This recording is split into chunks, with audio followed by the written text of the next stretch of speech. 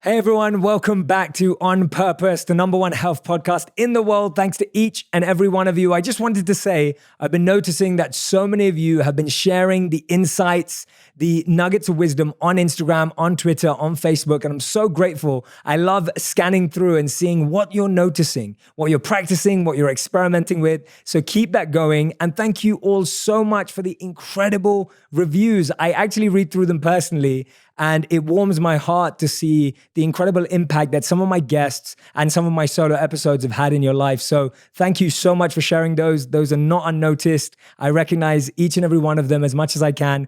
And I wish I could personally write to each and every one of you and say thank you. So I'm saying that right now.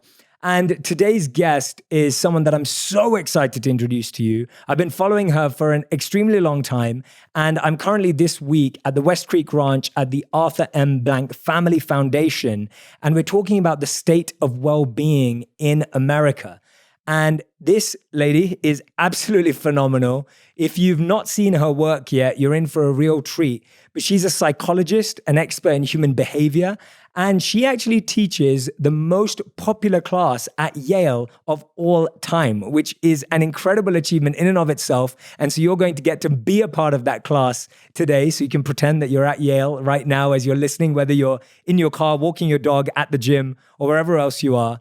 And her name is Laurie Santos. Laurie, thank you for being here. Thanks so much for having me. Yeah, I heard you speak the other day, and I was just like, my audience is going to love you and going to learn so much from you. I sat there and I felt so much reassurance and confidence that what I was sharing with my audience was true based on your years of research, based on all your hard work. And today I can't wait for my audience to fall more in love with you and learn more about you, because I think the work that you're doing, and more importantly, the way you do it, is so graceful and so impactful. I just want to point this out to anyone. I've spent only a couple of days with Laurie, and we've only exchanged a few moments. But the beautiful thing is when someone's teaching well-being, you're hoping that they live it. And when I met Laurie, she's just really sweet, really graceful, really kind. And I love seeing that more than anything. But thank you for being here. Thanks so much. This is great. Yeah. So Laurie, tell me how you even came to this point, because you've been at Yale for 16 years. Yeah, I've been teaching at Yale for 16 years. And most of the time I was just a professor at the front of the classroom. You know, I saw the students, but kind of from a distance. But just in the last 2 years, I switched. I became one of the heads of college at Yale. So Yale's kind of a weird place. It's like Hogwarts. It's got the kind of colleges within a college, you know, you're Gryffindor, Slytherin kind of thing. Who are you? We're Silliman, which sounds like Slytherin, but totally no connection whatsoever.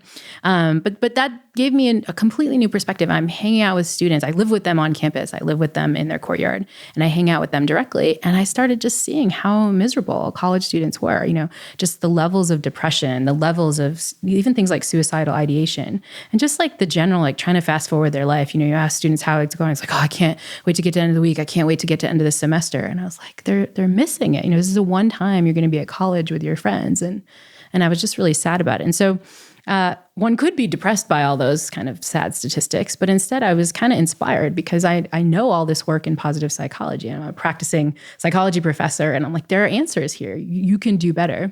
And so I just decided to teach students all these insights. I'm like, let me just develop a totally new course for Yale kids where I teach them all the stuff you've been teaching your podcast listeners, right? Like just how to do a little bit better, some of these misconceptions about happiness and the practices you can put into your life to do better. And so I put the course together. You know, it was a completely new class. I didn't know what was going to happen. I figured, 30 or 40 kids would take it.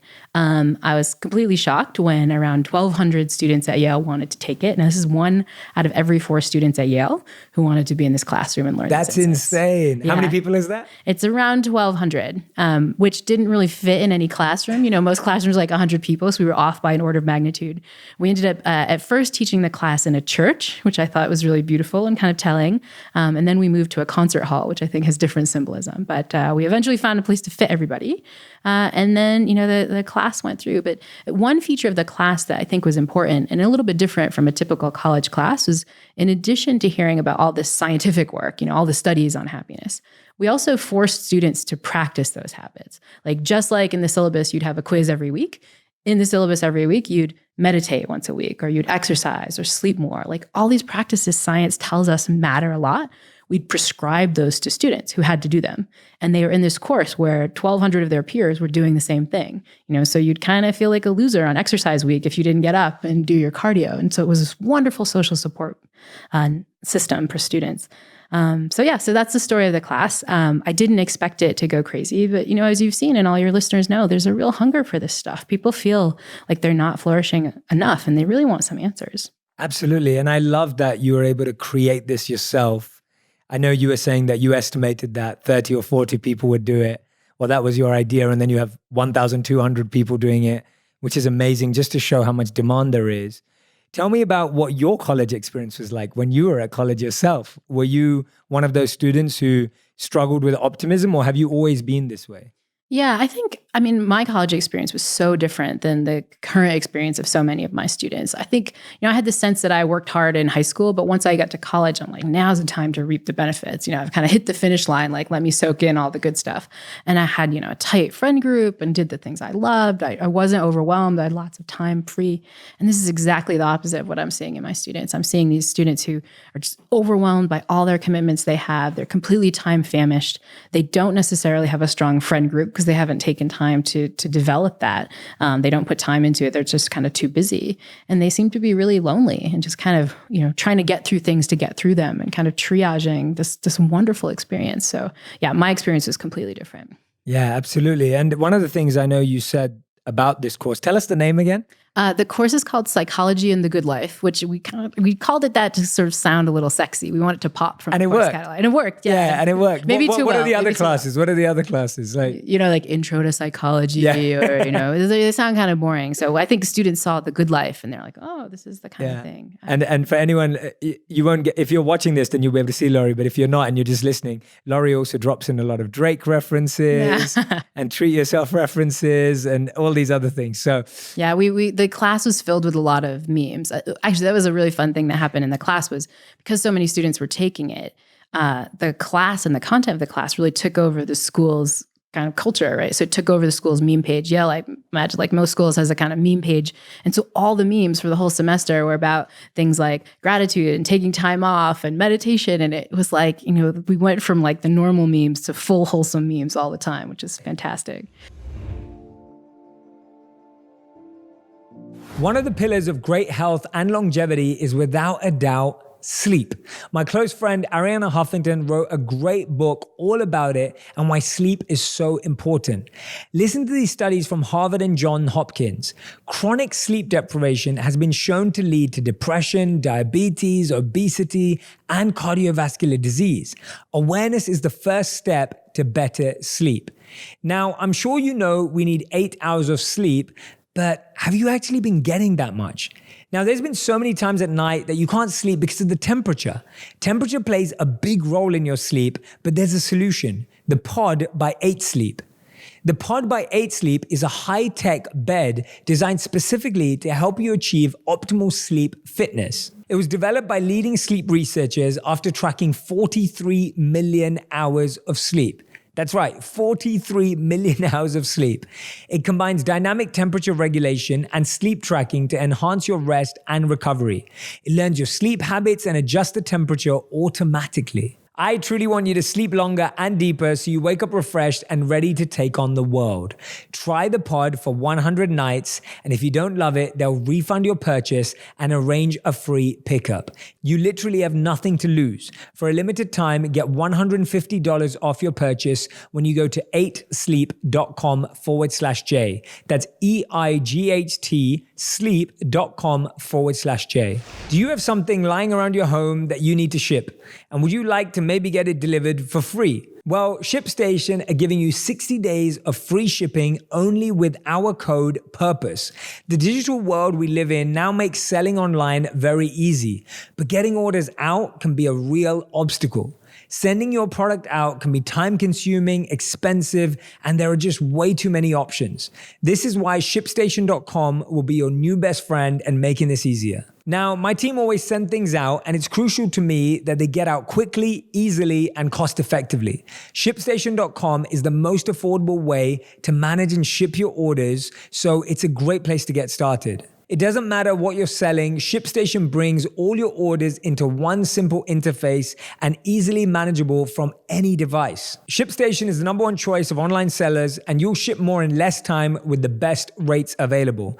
Remember, you can try ShipStation free for 60 days when you use the promo code PURPOSE. There's no risk. You can start your free trial without your credit card information. Just visit ShipStation.com and click on the microphone at the top and use the code PURPOSE. Let's dive deeply into some of those practices that you were teaching, both from a science perspective and a practical perspective.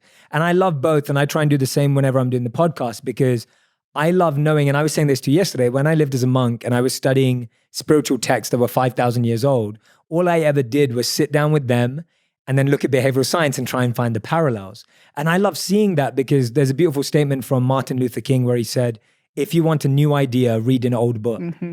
And I love that statement, because that's what I found, that so many of these ideas that are now becoming more popular, are resurfacing, are actually have been a part of the happiness of society for thousands of years in pockets that have just got smaller and smaller. So I'd love to hear from you. Tell me about each of those, but let's start with the science and then switch to the practical, how you were able to actually get them practicing and exercising all these things. Yeah, one of the biggest pieces of science that we teach students at the start is that our minds are kind of sucky. Like, they kind of lie to us a lot of the time, which is a weird thing to realize, that your mind might be giving you intuitions that are incorrect.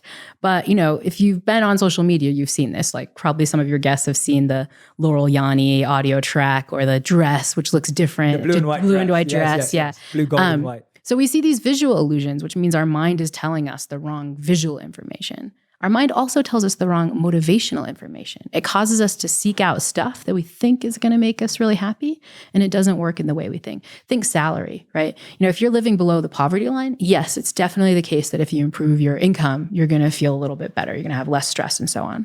But for most folks who have a roof over their head, a reasonable middle-class job, just getting that Christmas bonus isn't going to work. That's not what our mind tells us. We seek out more salary, more money, more material goods, but those things just don't work. My college students, a big thing I see is they're seeking out grades. They think the perfect grade, which gets them the perfect job, like that's the way to well-being in life. But it turns out the science suggests there is a correlation between grades and happiness, but it's a negative correlation. What does that mean? That means as your grades go up, you're more and more likely to be less happy. It's not what we think, but it's what the data suggests. So we're going about it all wrong.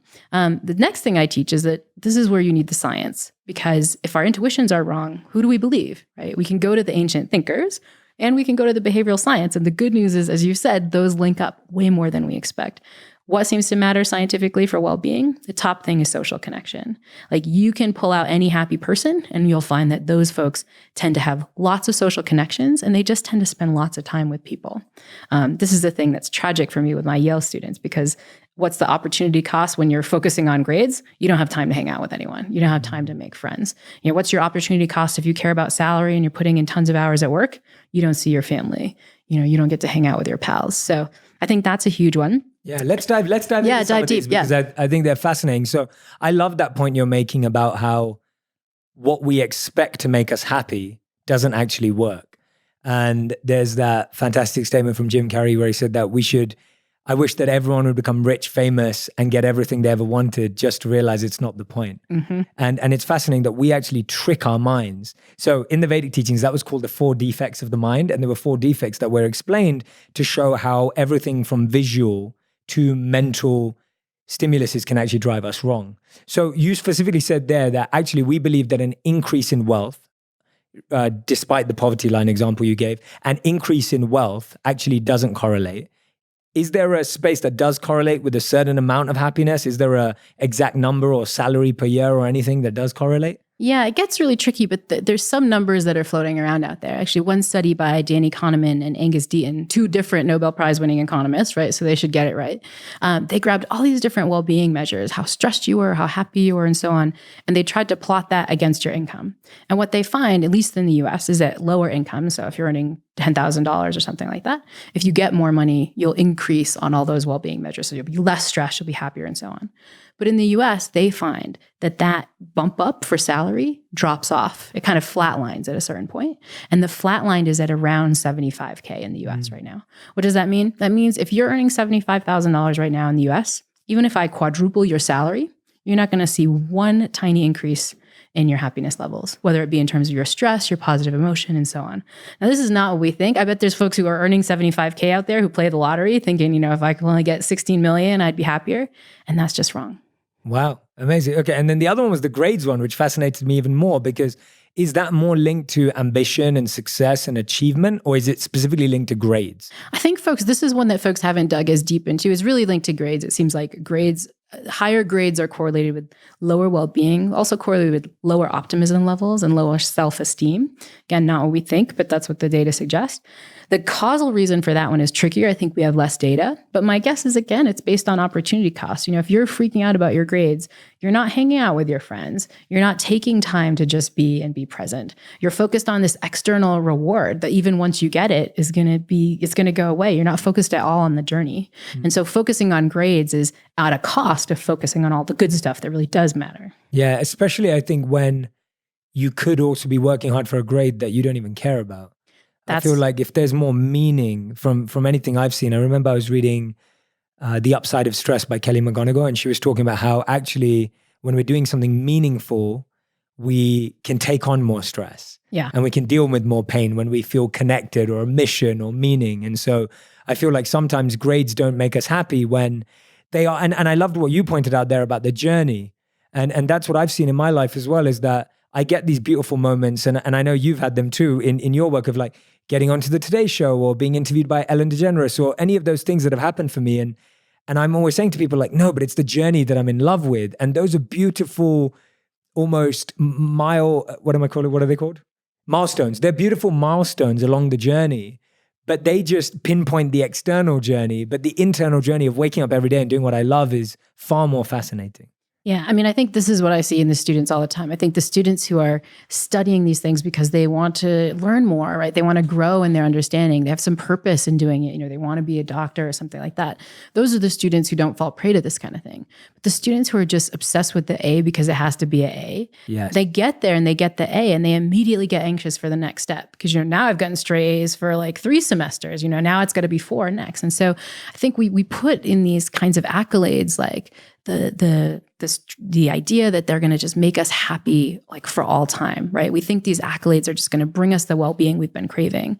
But when we put all our eggs in that kind of external reward basket and we get there and we're like, okay, now what? It's just on to the next thing. Yeah. You have to pay attention to the journey. There has to be some purpose there. I love that. And I think that's so indicative of just, it's okay to get good grades. It's good to get good grades, but with the intent of you're getting them in something meaningful, that's purposeful to you, that's useful, and not believing that the grade in and of itself will provide you happiness. That's right. So I love that point. Yeah, in fact, the grades, if you just focus on the grades in and of themselves, then you kind of get off track. It's not about learning anymore. It's about the grade.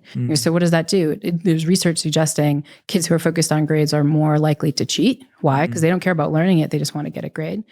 Kids who are more focused on grades don't like the learning as much, right? Because the learning is kind of scary, right? It's this outcome that could make or break your opinion of yourself, right? And kids who are focused on grades actually end up hating learning over time. Yeah. So the kids who have the best grades sometimes have the least enjoyment of school. So the kids who are doing the best like school the least, which doesn't make any sense. But no, yeah. Absolutely. That's crazy. And you brought about this point of social connection, which I really appreciate and I totally see the value in. The biggest challenge I see today and at moments in my life, which I'm very aware of as well, is that you can be surrounded by people and still feel lonely. And I think one of the people that made us most aware of that was Robin Williams. When Robin Williams passed away, he spoke so often about, and it was just there hidden in messages that we didn't notice until he wasn't here with us anymore. But this message around how you could actually be around lots of people and still feel lonely. It's super tough that 1 in 4 guys suffer from ED, and over 25% of new ED cases are men under 40. Now, luckily, there's a solution that's medicine and science-based and not just bro science. As we age, our bodies change, but you can keep your wellness at optimal levels with help from Hims. Hims is a wellness brand for men. For Hims.com is your one-stop shop for hair loss, skincare, and wellness for men. They've been featured in GQ, Men's Health, Esquire, and many, many more. Hims provides convenient access to US doctors online and real medicine dispensed from American pharmacies. Now, one of my friends is a customer and loved the fact that it was confidential and discreet, but most importantly, it's working. The great thing is the first month is just $5. You can get started for just $5 while supplies last. See the website for full details and safety information. This could cost hundreds if you went to a doctor or a pharmacy. Go to forhims.com/onpurpose. That's forhims.com/onpurpose. Check them out today. A lot of people think you need smart bulbs to get smart lighting, but there is a smarter way and it's called Caseta. So Caseta offers smart lighting control brought to you by pioneers in smart home technology, Lutron.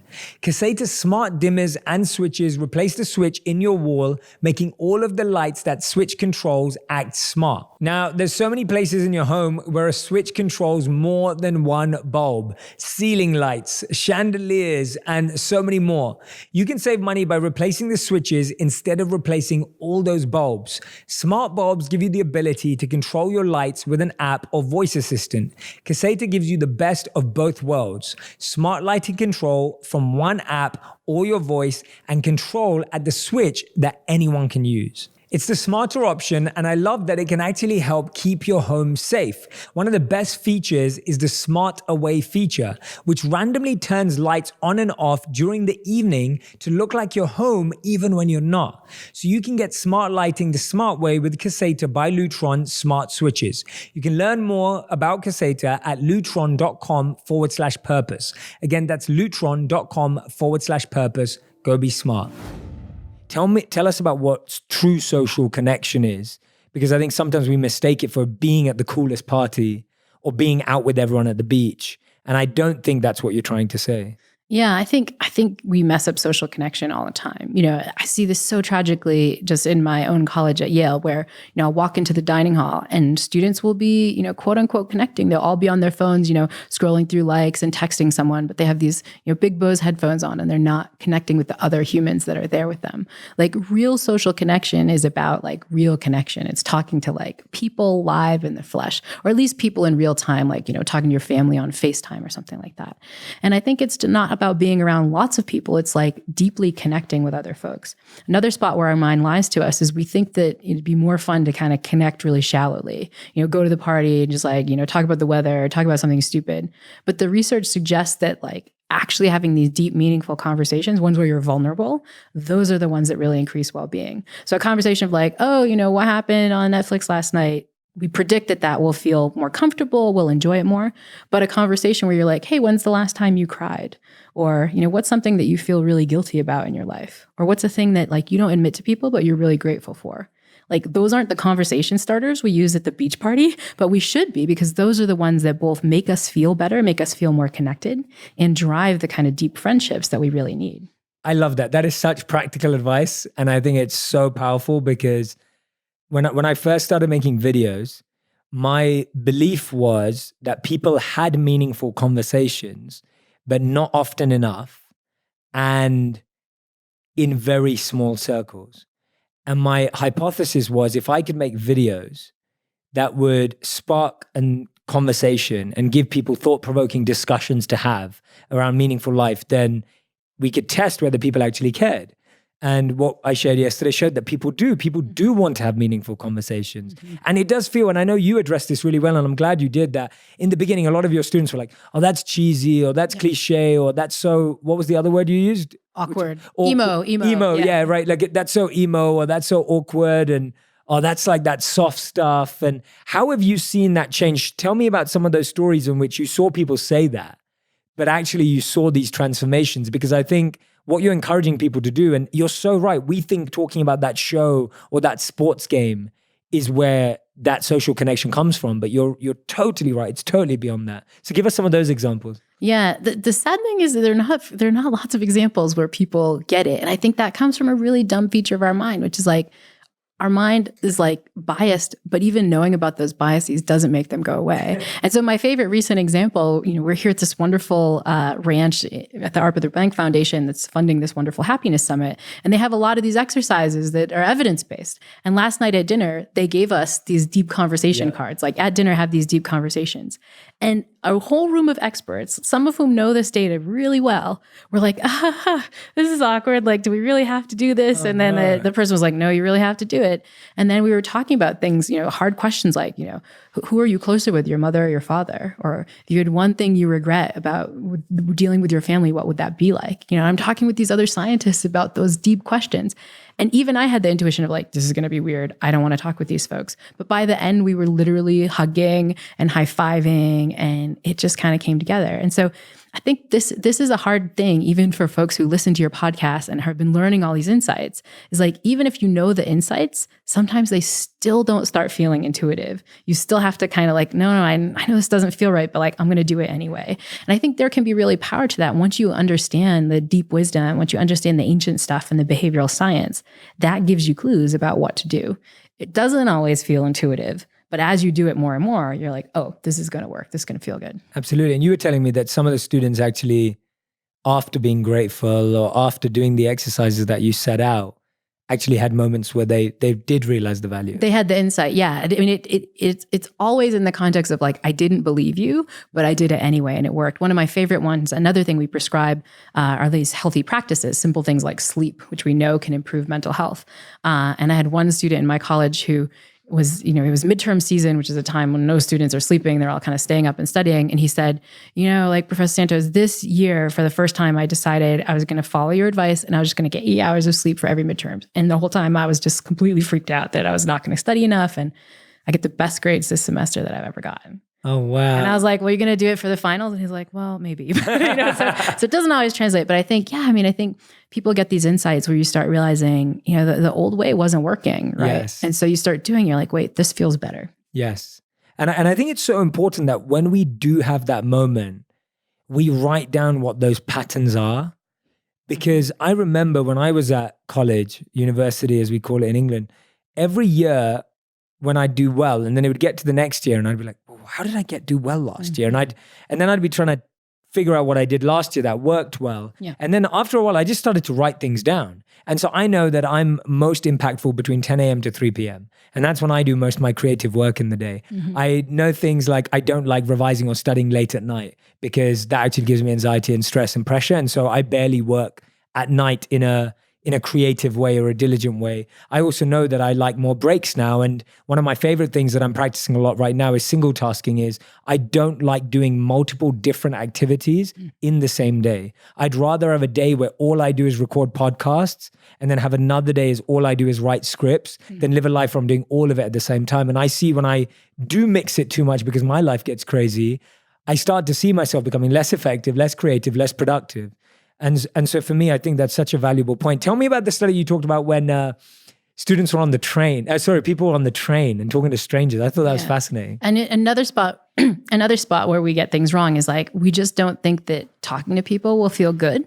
I think that's especially true in the modern day, especially true in cities, right? I have trouble striking up a conversation with somebody on the train and so on, but the data suggests I'm going about it all wrong. This is some lovely work by the psychologist Nick Epley, where he did this crazy study. He just walked up to people on the L train in Chicago who are commuting to work, said, do you want to be in a study? He offered them a $10 Starbucks gift card, which turns out is the engine of all of scientific research because people say, yes, I want to get this $10 Starbucks gift card. He said, great, you can have the $10 Starbucks gift card, but for the rest of the train ride, you have to pick a random stranger and talk to them. And don't just talk, like do that exercise, really trying to make a social connection. That was one group. The other group just was told, be silent on the train, don't talk to anybody, or a kind of control group who were just told, do whatever you want.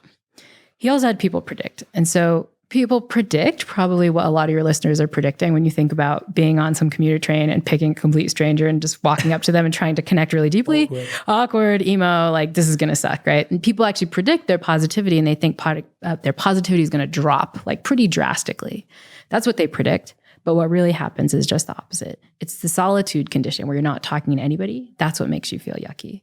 The connection condition boosts people's positivity for long ranges. The other thing he finds is like, that's true for introverts and extroverts too. The only difference between introverts and extroverts is that introverts overpredict it's going to feel really awful, but they get the same basic benefit when they actually engage in connection. Yeah, that's insane. Yeah. And I'm recommending everyone listening right now, I want you to try it out.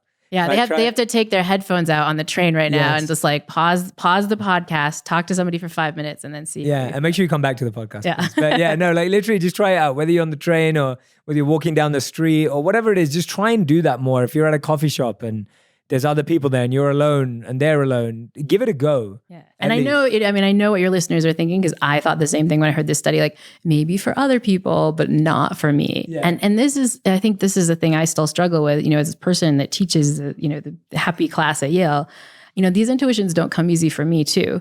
I remember with this particular study, a very embarrassing thing. So I was on a flight to California, like long 6-hour flight, and I'm not taking my own advice. I hadn't actually struck up a conversation with the person who's sitting next to me. And I get an email from one of my former students who was saying that, she was trying to follow the advice, and she's doing this more. And she was on a flight where she started talking to the person next to her. It was a really long flight, and they had this amazing conversation. And at the end of the flight, the guy who was sitting next to her was like, this was the first time for me, the first time I talked to somebody, but I took this class by Laurie Santos, and, she taught me to talk to someone, and it totally worked. And she was like, thank you so much. I just thought it'd be cool that, that, people are spreading this message and talking to people on the plane. And here I'm sitting with my laptop, and I looked at the guy next to me, and I was like, all right. And you did it? Yeah, I finally talked to him. How did it go? It went really well, and I felt much better afterwards. But yeah, I think it's important to realize that, if you're hearing these things and you're like, that's not me, that's just the way minds work. Like, we might not get the quick intuition that it works. You have to try it. But then once you try it, you can reap all these benefits. Yeah. And where is the space? Because I know you speak about this too. Where is the space for personal time? Because I know that I'm someone who, because my world is so much of giving and interacting and communicating, and even though I'm a self-admitted introvert, which no one would probably ever agree with who knows me, but I find myself far more at the corners and edges of rooms. I find myself in a more one-to-one, smaller, deep, meaningful group. I barely speak up in a group unless I'm asked to or referred to. I feel very comfortable on stage, but I feel that's a very different part of being an introvert. So for me as well, like, where is the room and space in our lives to have decompression time, to have time to refuel, to have time to gain energy from being silent and alone, which I take so much personal pleasure in, and personal kind of sacred space in. Tell us about the studies and research that you found around that and how you encourage the students to do that too. Yeah, so this gets to another topic that's big in the field of positive psychology research right now, which is the phenomenon of time affluence, which is just having time for exactly the kind of thing you're talking about. It's not the objective amount of free time you have in your life, but it's the amount of free time you perceive yourself having, which can be a little bit different, right? That amount of free time, it turns out, goes a long way for our mental health, in part because we can be by ourselves and recharge. We can take time to be present. We can take time for serendipity, where you're walking down the street and maybe you have a conversation with someone or not. And the research suggests that people who prioritize getting a little bit more of that time affluence, feeling wealthy in time, like that can go a long way for improving your happiness. Turns out people who focus on becoming wealthy in time are happier than people who focus on becoming wealthy in money. Again, a thing that we mispredict, but it can be really powerful. And this is something I see my college students going wrong all the time, right? They think that the way to a happy life is to fill it, like meeting with friends, and I'm going to run to my extracurricular, and then I'm going to switch to the gym, and then I'm going to study. And it's like, you look at their GCal and it's like bled all over it. So it's just a sea of red. And you think, like, can I just open this up a little bit? Like, what would it look like to have, a free hour every day, just to kind of have space to breathe and space to be? Yeah, absolutely. And I love what you said about changing our perception, because it's not objectively around how much time we have. And I always joke, like, Beyonce and Bill Gates also have 24 hours in a day. Yeah. And it's, if you have that, how do you change your perception of how much time you have? Because I feel the world, we're all time poor. The most common thing we hear from our friends and family is, I don't have time. Probably the most common thing we say to people is, I don't have time. So, people ask, how are you? You're like, busy. Right. And I started changing. One thing I started to do last year, because I started to realize that I was using that word a lot, and I started switching the word busy for productive for my mental state. And because I started to realize that forced me and pushed me to be more productive too, and be careful about recognizing that time affluence was a part of productivity. Yeah. But time affluence did not sit in busyness. Yeah. And so for me, just that mental switch was huge. And the words we use matter, right? I mean, this is our own perception of time. So if someone, if 3 times a day people ask, how are you? And you say busy, you start convincing yourself. And the data actually, the data don't necessarily bear out that we're becoming busier. Ashley Willens, who's at Harvard Business School, looked at this and she found that it's not the case that we're busier. We're just as busy as we were 20 years ago. We just think we're busier. And so what can you do to feel less busy? One is, it sounds odd, but to feel like you have more time, you have to gift yourself some time. You have to just allow yourself to have some. And we all know this kind of implicitly. If you've ever had, a moment at work or something where you thought you had a day filled with meetings and you show up at one meeting and it gets canceled and oh, what's happening now? It's this happens to me sometimes. I walk into a faculty meeting, where is everybody? Oh, it got canceled. Didn't you hear? I'm no. Then I'm I have a half hour. And objectively, it's only a half hour, but for your, I feel I could go skiing. I could take up a new hobby. It's a half hour, right? And so that's the power of giving yourself a little free time that you didn't expect, right? Is it can feel so much bigger than it is. I did this for my students. So I found it really ironic that I was going to teach them a whole lecture on time affluence and all these studies when they're just so time famished. And so I'm let me let them see what this feels like. So on the day we were supposed to have this time affluence lecture, students came to class and my teaching assistants were handing out these flyers. And the flyers said, today's lecture is about time affluence. And to make you feel what that's like, I'm going to give you some. No class today, right? And it's better that I couldn't cancel class the day before because then they'd know. It's but it was that canceled meeting moment. Yes. And they were screaming. And students freaked out. One student brought out a Bluetooth speaker and they were playing Drake, God's Plan. Or I was oh yeah. It's but what was amazing was some students reacted with a deep emotional reaction. One student burst into tears and she said this was the first free hour and a half she's had all semester. Wow. And I think, we can all start feeling like that, but that's our choice. We can free this up. So homework, because I'm a professor, I give even your podcast listeners homework. Homework is go into your GCal or whatever calendar system you use right now and block off next month sometime, just pick a random day, just block off a month and put it in there and write time affluence, 2 hours, time affluence. And I promise when you get to that spot, it will just feel amazing. Yeah, she's a professor after all. She has I to have give us some homework. No, I love it. And yeah, I talk a lot about people setting meetings. So meetings, i.e. ME, and then meetings, because I feel we're so busy scheduling meetings with everyone else, yet the most important meeting of the day is with yourself. And I don't know anyone who's really prioritized meetings with themselves. And when we were monks, time with ourselves and meetings was such an important part of, before you have time for anyone else, if you haven't had time for yourself, how are you going to show up in that podcast, meeting, conversation, discussion, etc. So I'm glad and the work that Ashley Willens is doing is suggesting that just feeling time strapped causes us to do all this yucky stuff. She finds that people who are more time strapped, even if I just do some intervention where I have you, list all the things you have to do today, which makes me feel oh gosh, I have so much to do. Those people she finds will recycle less for the rest of the week. There's old work in psychology suggesting that people who are kind of feeling in a rush will be more mean to other people. Yeah. This very classic study where they had seminary students. So these are people who should really be wanting to help other people. Seminary students where they made them either feel like they were in a rush for a meeting or not.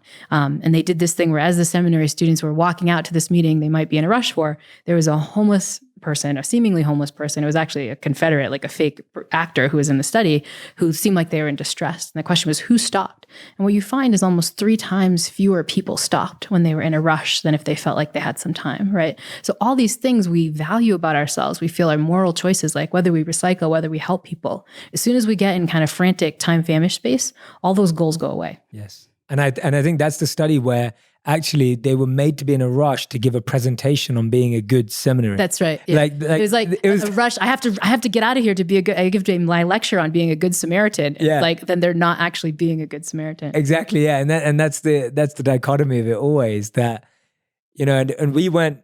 They didn't do any mean tests like that on us as monks, but when we were out on the streets and asked to fend for ourselves, what we saw were 2 modes that people went into. And what we saw initially was survival mode, where you just started focusing on how do you survive yourself. And then others went into service mode. And we found that over 2 to 3 weeks, those of us that went into service mode not only were happier and healthier and actually had all our needs provided, but we were also accomplishing the task of actually doing what we were meant to do from a soul point of view and from a service point of view. Whereas those who went in survival mode also didn't have the same access to food or friends or any of it.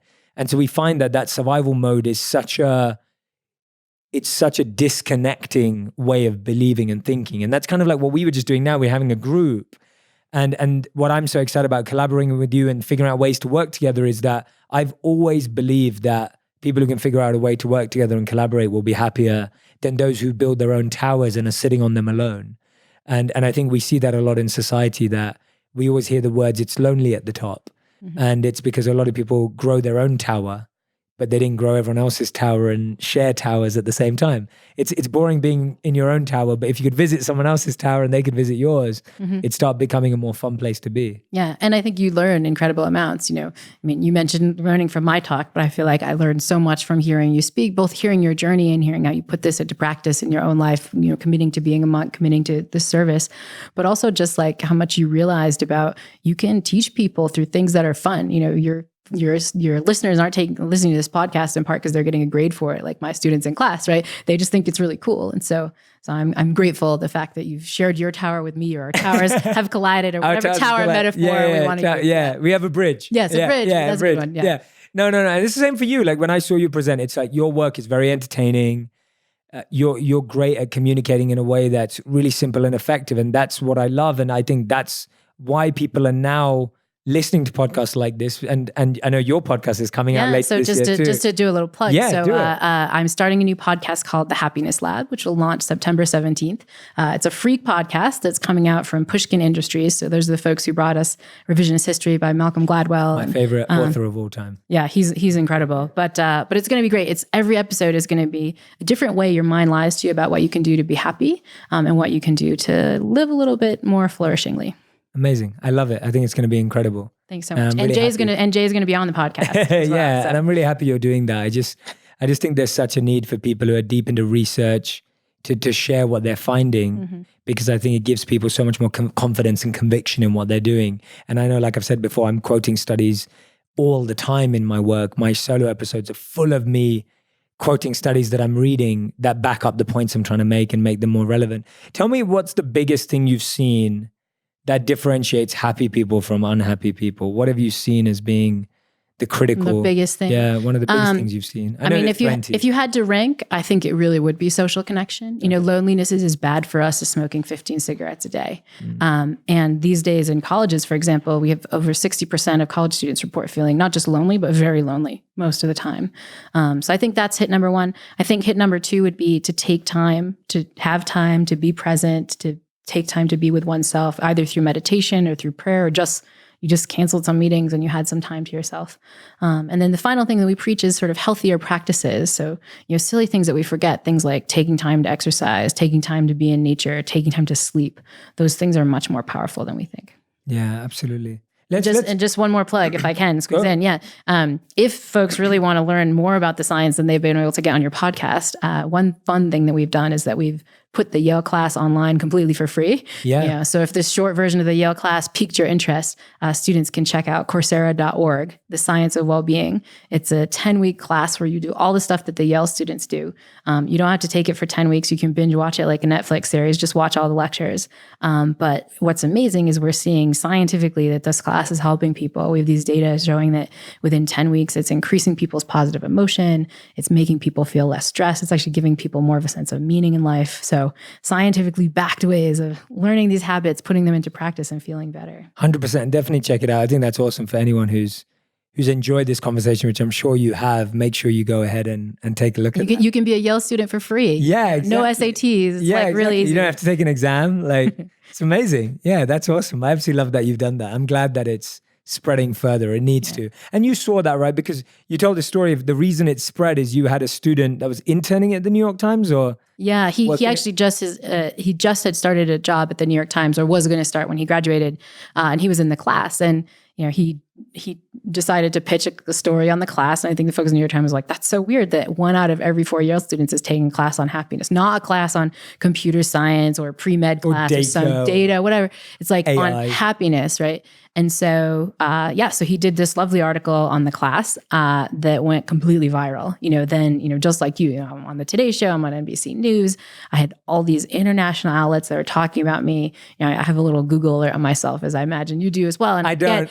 You should do. Actually, you definitely should do. Yeah, you get lots of interesting stuff. But it would pull up articles that were like, in Thai and in Czech, and I'm just like, this is crazy. Yeah. Yeah, and it's beautiful, and I'm so glad that I am so happy that the proof is that that's the most subscribed to class at somewhere like Yale. Yeah. And I know you showed so many examples of other famous schools and different schools coming to that point of wanting to do the same. And it just shows that despite us knowing that the future is data and the future is AI and the future is VR and the future is all this incredible stuff, that ultimately if it can't be used and leveraged to create more happiness, where is it going to go? Yeah. And that's, I believe that all of those things I've just mentioned can be used for happiness. It's just we have to look at it through that lens. And it's also just, I think many people, particularly young people, kids in high school, think, students at Yale have kind of won the life lottery, at least up to that, 19-year-old point, right? They're young, they're at an Ivy League university, they got into this place. And that many of them felt like they weren't flourishing enough, that they needed some scientific tips to feel better. I think that's really telling too. And I think particularly for your younger listeners, even like this moment you got into Yale, like you're not done. Like it's a journey. And like the things they teach at Yale, apart from my class, the things they teach at Yale might not be the kinds of things that are really generating well-being. Yeah, absolutely love that. I've got one last question for you before we move forward. And this was around gratitude. And what I loved yesterday is you talked about gratitude letters. And when we were monks, we did the same thing. And so gratitude letters have been a part of my life for a long, long time. I'm a huge fan of writing handwritten notes or personal notes to people as well. Tell me about how my audience today can use your form of gratitude letter writing for their own lives. You want me to give them more homework? Yes, please, more homework. Please, okay, I love shelling out the homework. I love homework. Yale professor, yeah. So a gratitude letter is just a simple act of thanking somebody you haven't gotten around to thank for a long time. It could be an old teacher, it could be a family member, it could be someone at work. We often don't express gratitude to the people we care about the most. And for a couple of reasons. We assume they already know it. We assume it'll kind of be awkward because we don't, we feel like the sharing is going to feel weird. And that means we don't share the kinds of things we're super grateful for. But sharing what you're grateful for is great because it's a way to make a social connection. You have this really vulnerable conversation with somebody, which we know boosts well-being. You're feeling gratitude, which I'm sure as listeners of your podcast know can bump up well-being. And you can kind of cement this bond with someone and really help them, like really do something nice for them that they weren't expecting. And so the challenge, the homework is do this, take 10, 15 minutes, pick someone. The prompt is just write a letter thanking somebody you haven't thanked yet. And in the best case scenario, don't just like mail it to them or email them, find them in person and read it to them. Yes. And I'm sure some of your listeners are thinking what my Yale student said, like emo, awkward, yuck, yuck, a lot of emo, awkward moments. Yeah. But the research suggests that that letter will make the person who receives it not just incredibly happy, but will boost up their purpose and meaning in life in ways they don't expect. Yeah. But what's more amazing is what will happen to you. The research by positive psychologist Marty Seligman and colleagues suggests that it not only bumps up your happiness, but it's a happiness bump that can last for over a month, which is crazy. I mean, when I present the study in class, I say, if I started this lecture by saying there's something you could do in a half hour today that would statistically bump up your well-being for over a month, you would say I was crazy or I was trying to sell something or make money. But like gratitude is completely free. Maybe you have to like pay for the paper or something, but it's really cheap, right? And so it's like such powerful interventions that are completely free and don't even take that much time. Yes. We have this huge effect on our happiness. I absolutely love that. And what turned me really onto gratitude was, I remember a few years ago, one of my friends lost his father. His father passed away, and his last conversation with his father was an argument. Mm-hmm. And he remembers that being the last thing he said to his father, and they were shouting at each other. And then his father passed away. It was unpredicted and no idea that it was going to happen. And I remember him opening up to me and saying to me that he'd regretted that was his last conversation with his father because really he loved his father, and that was just the argument that they were having at the time because of whatever reason. And I remember him telling me that and just thinking to myself, okay, my last conversations with everyone I have from now are going to be good conversations. So I'm never going to go to sleep angry. I'm never going to say something mean to someone as the last thing I say to them. I'm never going to end anything on that sort of a note. And so I've gone around trying to always, I tell my wife I love her every day. I tell my mama, I message my mom as much as I can to tell her I love her. And it's not just artificially just saying, I love you, I love you, I love you. It's like you said, being specific. And that's for me, gratitude is specific. For me, whenever I teach gratitude, is like, how specific can you be about what you're grateful for and what someone's done in your life? Because we all get, like when someone comes up to me and says, Jay, that was a really nice presentation. I'm like, oh, that's nice and I appreciate that. But when someone says, Jay, that was a really nice presentation because this is what I learned, that is far more revelatory to me that the person was actually listening and engaged. And also it's just so much more meaningful and deep and you form a bond. And so I feel that the more specific we can be in gratitude, the more we feel the benefit and the more the other person does too. And there's research on this. It's the specificity and it's also the emotion part. You know, when somebody says, you know, I loved your talk and like, it really touched me, and they're being vulnerable and like admitting emotions to you that might be awkward, especially if they just met you at your talk, like that feels really good. But that's not what people predict. One of the challenges of writing the gratitude letter is our own perception of what the other person's thinking. Like we think like, oh, if I express too much emotion, it's going to feel weird. Or if I mention some specific thing, it might sound like really strange, like why that one specific thing in the talk. Or even worse, we start analyzing, especially if you're writing it, like what the letter sounds like. I know I can be very perfectionistic, and I get this myself of like, they're going to analyze my grammar, something like that.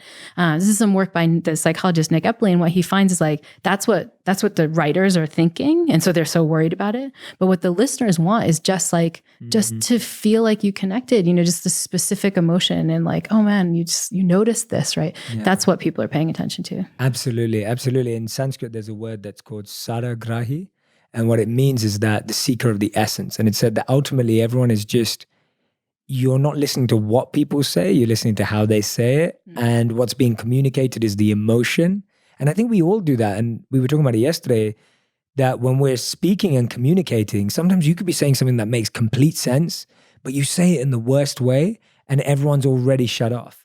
And sometimes, like you said, we're trying to poetically articulate how we feel, but the person's just going to get the message from emotion. Yeah, just the emotion there. Yeah. And there's so much research on the power of that, right? This is another benefit of gratitude, is that you can actually use it to increase productivity. You know, there's studies in business schools about, you know, if you want to motivate your workers, if you're a manager, don't pay them more, express gratitude. There's one study by Adam Grant where they have folks who are working in like a university call center. So these are like my poor students who have to make money by calling alums and begging for money. And it's, you know, really kind of like soul-wrenching sort of work. But what they find is that if the manager comes in and just says, you know, we're really grateful for what you do, you're really like positively affecting the university, thank you so much, and like in a way that the emotion kind of comes out, using your Sanskrit term, what you find is not only do people work more, they make twice as many calls. So you increase productivity twofold just by the simple act of expressing a teeny tiny bit of emotion in this short thing. We forget the power of this stuff to affect people, to affect ourselves. But we just have to be a little vulnerable and sometimes go against, you know, as my class teaches, go against these instincts and what our mind's telling us to do. It's like, oh, it's going to be awkward. Just do it. You get all these benefits. Okay, one last question because you're just too good to not. I'll have to come back. Yeah, you 100% have to come back. This one's really important to me because I think so many people, and I'm sure you see in students the most, and I get asked this a lot. That's why I'm asking you, because I think you'll be able to help. Procrastination and overthinking. It's huge right now. The amount of people that message me and say, I don't know what to do because I'm procrastinating. I procrastinate too much. I overthink too much. I overanalyze. What have you seen, both from a science and practical step-by-step process of overcoming procrastination and overthinking? Yeah. Well, part of it kind of comes from this stuff that we've been talking about. Like, we're not trying to enjoy the journey. We just have this destination in mind, right? You know, I have to write the perfect essay, or I have to, you know, finish the perfect project, this huge, huge thing. And it's from the anxiety that comes from putting all our eggs in that basket that procrastination arises, right? You know, my students will be, you know, doing a final paper and they're so worried about their grade. The final paper has to be perfect. You know, they're not thinking about what they're going to learn or how fun it's going to be. It's just like the anxiety of that. And that's what plagues you. That's why you can't start. And so I think, you know, one way to get over procrastination is to, you know, often people talk about breaking up the project into kind of steps. And I think that does two things. One is it makes it more manageable, that you can kind of feel like your journey is getting you to like some goal and you can keep kind of building on that. But a lot of it is getting us away from this external mindset. You know, we're not, if you're thinking about, oh my God, my final grade in this whole class, that's going to freak you out. You're not going to be able to start. But if you're thinking about like, I'm just going to do the first paragraph. And even that, kind of be mindful about like, what am I going to learn from this paragraph? Like, how can I make it more about the journey? How am I going to make it fun? That kind of opens you up a little bit. It sort of shuts off all the emotion that comes with procrastination. That's awesome. Laurie, you're amazing. What we end every interview with is a final 5 quick fire, rapid fire round. So it's, you have to answer these questions in 1 word or 1 sentence maximum. I'm a wordy No, you're not. You're actually very good at just it. kidding. I usually ruin this because I get really interested by what people say and then I ask more questions. But anyway, we'll try and do that. So what's the one thing you can always count on to lift your mood? My husband. Oh, that's amazing. I love that. I say my wife to that answer. That's awesome. Question number 2. What's the biggest lesson you've learned from being a teacher? This is a hard one. Patience. Okay. Question number 3. What's the best piece of advice a student's ever given you? To practice what I preach. Nice. That's the challenge of being a teacher. Yeah, absolutely. And a good one. Yes. A good one. Yeah. The 4th one. What's one piece of advice you would give to a student that's struggling in your class? Take time off. Time affluence is a big one. Just get it out of your schedule. Okay. Perfect. And 5, what's your favorite part about teaching college students? Just interacting with the students, especially as, I know we're not supposed to talk, but especially as head of college, these students that I get to know feel like my family. They're my deepest and most meaningful social connections. And I just wouldn't give that up for the world. That's amazing. Everyone who's been listening or watching, you've just had a free Yale class. I highly recommend you go and check out Laurie's class on Coursera. If you've enjoyed this conversation, you're going to get so much more out of completing that 10-week class as well. So go check it out. Laurie's podcast is coming out later on this year, The Happiness Lab. Make sure you check that out as well. And go and follow Laurie on Twitter. She's really, really active there as well. So that's another place that you can find her work. Laurie, you're amazing. I'm so glad that we've connected on this trip here, because for me, I love learning and I love growing, and sitting with you is like the best thing for me, because all I have to do is just sit and listen, and it feels like music to me, because your incredible work and the fact that you've taken this research and turned it into something practical. I'm so grateful you've done that. Thank you so much. Thanks because so I'm much. sure that it's not only impacting the people, like you said, not only impacted the people in the class and at Yale, but you've taken it beyond and taken it to the world. So thank you so much for doing that. Thanks. And thanks so much for having me.